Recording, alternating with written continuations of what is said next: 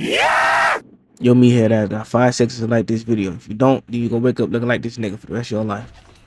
Hello, motherfucker.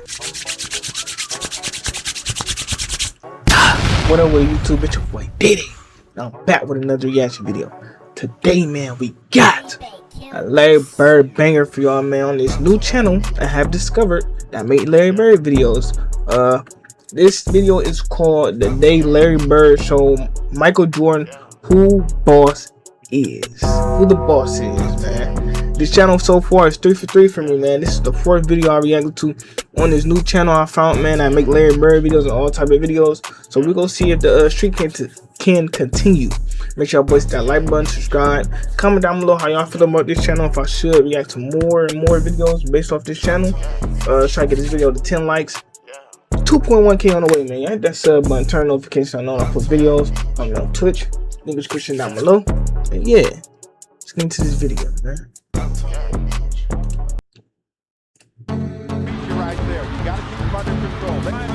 The Day Larry Bird Show Michael Jordan Who is the Boss. Being on the throne is not just about being the king, it's about being the rival to beat. And you also got to be willing to prove your superiority to any opponent who aspires to kingship. And that was exactly the situation for Larry Bird in 1986. I'd much rather guard Michael Jordan than Larry Bird because you have to play the game as a thinker when you're playing him. The Celtics forward was not only coming off one of the most successful individual seasons in league history, winning his 3rd consecutive regular season MVP and hoisting the Larry O'Brien while earning his 2nd finals MVP. I'm really proud to receive this award for the 3rd time. Bird was changing the game. The whole conception of the small forward was different after his time in the NBA. But just when he looked like he was the undisputed king, a new lion was coming to the Pride. A young Michael Jordan came into the league making a difference right from the start. And from the very first moment, he made it clear to Larry that he wasn't afraid of him at all. The Celtics were still the better team, but MJ put on one of the greatest performances in playoff history against Boston in 1986, making a statement about who was the better player. My favorite play by Michael Jordan. From then on, the rivalry burned hotter than ever. See, Larry Bird had a mission. For his entire career, he had been the undisputed best player in the NBA. But now, a 23-year-old kid who was averaging 37 points per game was challenging him for the reign of the king of world basketball. The Bird had already proved it all. His legacy was unmatched, but his honor was in jeopardy. And that was something that he wouldn't allow. The reason was simple. Bird was bidding to become the GOAT of basketball. The forward had been breaking every barrier in existence since arriving to the NBA. In 1979, Bird signed a contract with the Celtics to become the highest paid rookie in league history at $650,000 per year. But as soon as he arrived... Chat. Imagine that, bro. $650,000 for 1 year?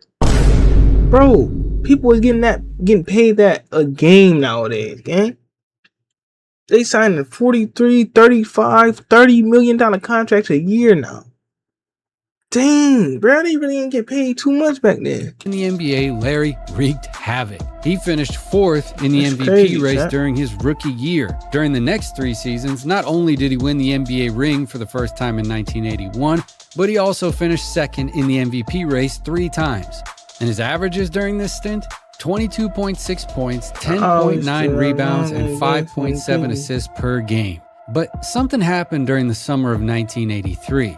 Bird went from being the 2nd best player in the league to a completely legendary player, and absolutely superior to his eternal rival Magic Johnson. Thus began his incredible 3-year stint in which he became one of the greatest players of all time. From 1983 to 1986, Bird achieved 3 NBA MVPs. After winning the 1984 championship and being, for the first time in his career, MVP of the finals, Bird ascended in the NBA Olympus and wrote his name in the history books forever. During those 3 seasons, Larry averaged 26.2 points, 10.1 rebounds, and 6.7 assists per game, while continuing to be an elite defender, by the way. This was his... So y'all meaning to tell me Larry Bird almost averaged a triple-double for the season? But not too many people talk about that, gang. Like, they talk about Jokic. Jokic average triple-double almost every year. Ooh, up the bam. But what about Larry Bird, gang? What about Bird? He almost did it back then when that was unheard of. Come on, gang, put some respect on Larry Bird's name. Status just prior to the start of the 1986 playoffs. A versatile forward who was capable of doing everything on the court. There had never been a big man who had the skills of a perimeter player in traditional basketball until he came along. And not just because of his iconic three shot, becoming one of the first small forwards that played the power forward position to be able to stretch the floor.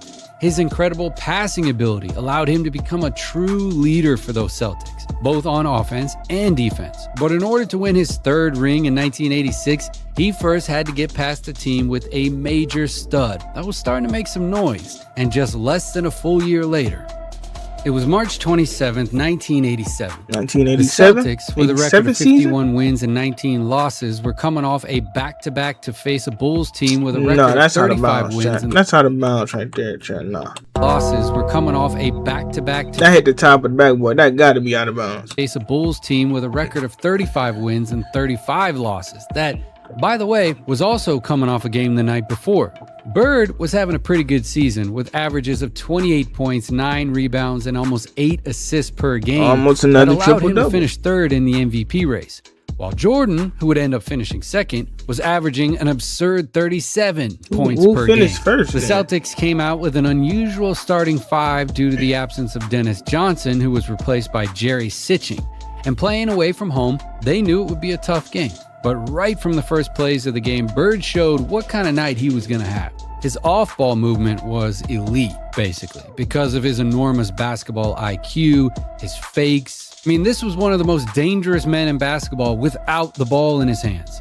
That, coupled with the gravity he generated from his mid-range and long-range shooting, was lethal. Plus, he was a typical player who was blessed by the divine touch. Shooting right over the defender. Once again, his arsenal from the low post was unpredictable. It's easy to find samples of his off-ball ability and gravity, as it was often his easiest way to score. But on this day, his mid-range shot was touched by a magic wand. He just couldn't miss, and he was able to abuse it again and again and again. Meanwhile, Jordan began to realize the enormous attention he was getting from the Celtics defense, which every time he attempted a drive sent multiple bodies to stop him. But far from getting advantages only without the ball in his hands, Larry was also able to score in ISOs from the low post, a move that decades later, Mavs legend Dirk Nowitzki patented and made his own. So the Bulls realized they had no choice but to do what the Celtics did with Jordan, a virtually continuous 2-on-1 when he had the ball in his hands. So Bird basically said, you know what, I'm going to hurt them in transition. Thus came the end of the first quarter, in which somehow the Bulls managed to stay close on the scoreboard, trailing by only 1 point, 36-35. Bird had a spectacular first quarter in scoring, 20 points, nothing more, nothing less. So he began to take advantage of that extra attention to test his versatility. He was able to transform garbage into gold. Case in point, this loose ball, which he turns into a great assist. And if there's one thing you don't want, it's for the guy who's destroying you from mid-range to start showing signs of his playmaking ability. Bird was unleashed, and players like Kevin McHale appreciated it. Even when they didn't count, Larry's passes were simply spectacular. No, he really didn't even need to score to be the most impactful player in the game. In some cases, MJ had to defend the Celtics star too, and the size difference played a key role in these situations. But knowing that the half-court offense was very difficult with two defenders on top of him, Bird continued to make use of scoring in transition. And what was more shocking, a player of his size dropping threes like it's nothing. But incredibly, despite Bird's 33 points in the first half, the Bulls managed to go into halftime trailing by only 3 points. Thanks in part to the 16 points MJ had scored during the first 2 quarters, of course. When the third quarter began, Larry kind of relaxed offensively. He decided to use his gravity to try to find better options for his teammates, as he knew he would need one more offensive threat to take the game easy. And stepping up on defense, the Celtics got stops on Jordan that allowed them to get easy baskets on the other end of the court. Bird continued his playmaker role for most of the rest of the game, as he led his team on defense with actions like this one. He was certainly a player who had no problem getting his hands dirty either. But when Larry attempted a shot during the second half, it was to score. And he kept sending occasional reminders to the Bulls defense. Reminders that one player was not going to be enough to guard him. In front of a United Center packed with more than 18,000 fans, the forward was having a legendary game. The Celtics allowed just 22 points in the third quarter, by the way, and managed to head into the final quarter with a 9-point lead. And after resting for a couple of minutes, Larry continued to do whatever his team needed to do to get the win. These Celtics were good.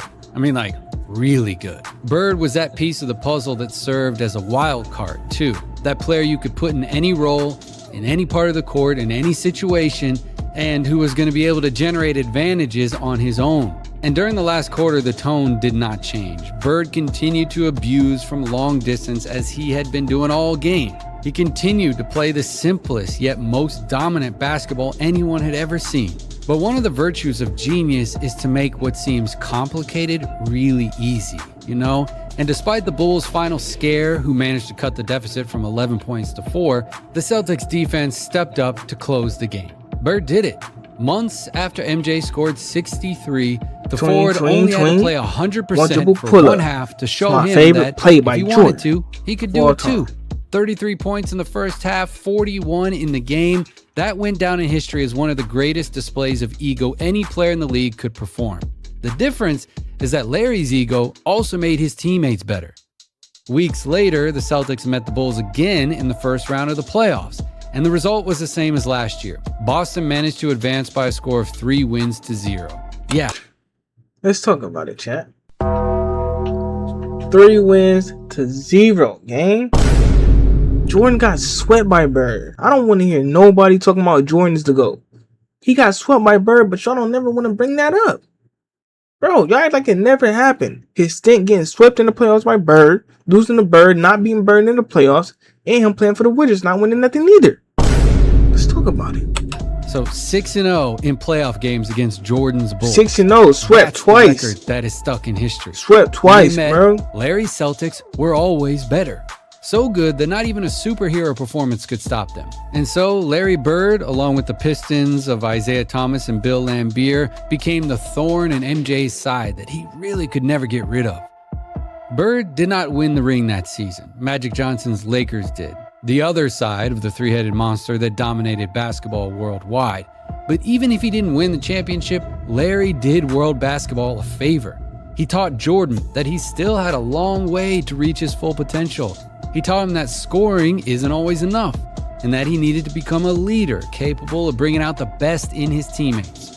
And without the lesson that the greatest player in Boston Celtics history, with Bill Russell's permission, taught MJ, it is likely that basketball history would have been completely different.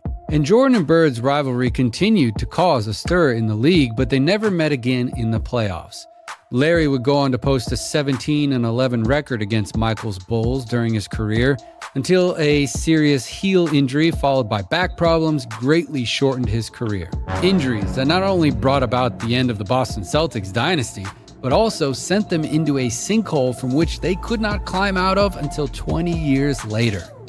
And we all know that history is written by the winners, and very few people have won more than Jordan. And Larry Bird has kind of gone down in history as underrated compared to Jordan. But he was a forward who changed the traditional definition of basketball and who starred in one of the most competitive eras ever. And let's not forget that from 1983 to 1986, there was not a single player on the planet able to face him. No one. All right, that's it for this one. Thanks for watching. Let us know what you thought down in the comments, and we'll see you in the next one. Let's clap it up, man. Let's clap it up. This channel never fails, man. Haven't failed me yet, man. W video, man. Y'all spam up the W's in the comment section down below. If y'all enjoyed this video, man, like I said, 6-0. 6-0 against y'all so-called GOAT, Michael Jordan, gang. He never beat Bird in the playoffs, gang. Real talk. Jordan got owned by Bird. Shout out to Michael Jordan, but also shout out to Larry Bird, because, hey, they don't like to talk about that boy getting swept twice by Larry Bird, gang. Shout out to Larry Bird, like I said, man. Y'all like up the video, subscribe, comment down below what y'all want to see me react to next, man. Roll to 2.1K subscribers, hit that sub button, turn notifications so I know when I post videos. Follow me on Twitch, link description down below. And yeah, catch y'all boys in the next video. Go.